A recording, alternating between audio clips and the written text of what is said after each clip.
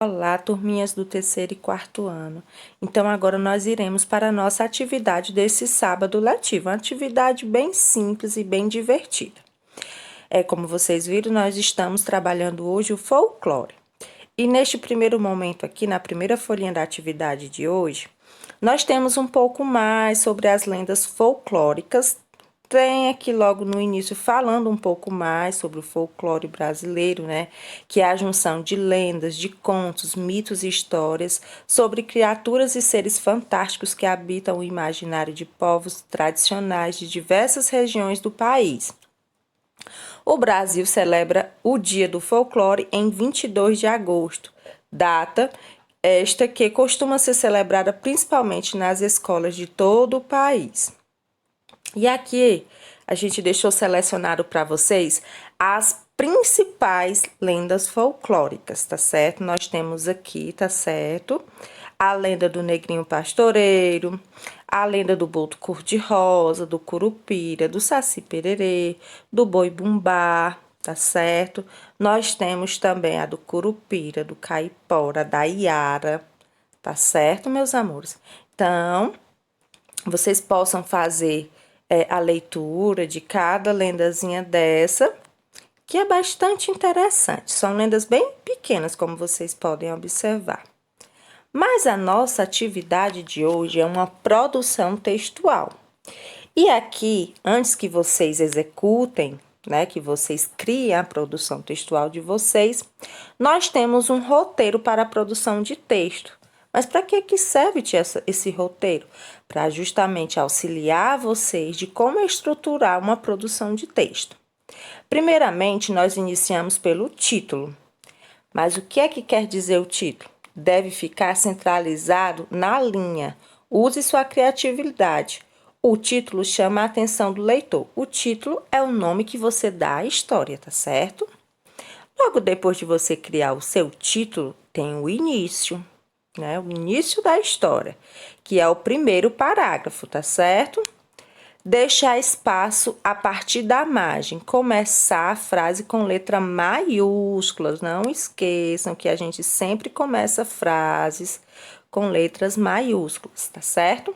Aí aqui a gente tem algumas inspirações para vocês, tá certo? Que vocês devem, para vocês poderem iniciar a produção textual de vocês. Quando? Aí a gente tem aqui exemplos. Era uma vez, certo dia, em uma manhã, um tempo atrás, há muitos anos, numa festa, em um belo dia. Então, vocês podem iniciar por qualquer uma dessas expressões.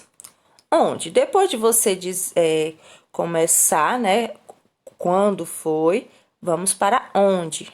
Em uma floresta, em uma cidade, em um castelo, em um deserto, em uma casa, em um parque, em uma escola ou em uma praia. Vai da sua imaginação, tá certo? Logo depois, quem? Aí nós vamos dar o nome aos personagens. Nome do personagem, característica física, é bonita, feia, loura, morena, alta, baixa e etc. Características não físicas também. É no início que a gente inclui, né? Se o personagem é legal, divertido, triste, malvado, bondoso, esperto, entre outros. Logo depois, a gente chega ao meio da história, que faz parte do segundo parágrafo. Deixar também espaço a partir da margem e começar a frase com letra maiúscula também. O que? Como? O que aconteceu? Um problema de detalhe. Depois de você fazer o primeiro parágrafo, nós vamos para o segundo, né?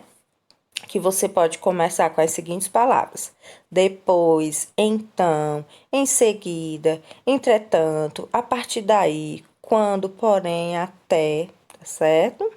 E aí você vai discorrer toda a história nesse meio, né? O que é que aconteceu, um problema, como se resolveu, os detalhes, tá certo? E para finalizar, nós temos o terceiro parágrafo, né? Também a gente deixa um espaço a partir da margem, começar também com a letra maiúscula e não colocar a palavra fim no término do texto. Observem, ó, não colocar a palavra fim no término do texto. É a conclusão. Como se resolveu? Aí você vai, aqui a gente tem ideia de palavras que vocês podem começar, tá certo?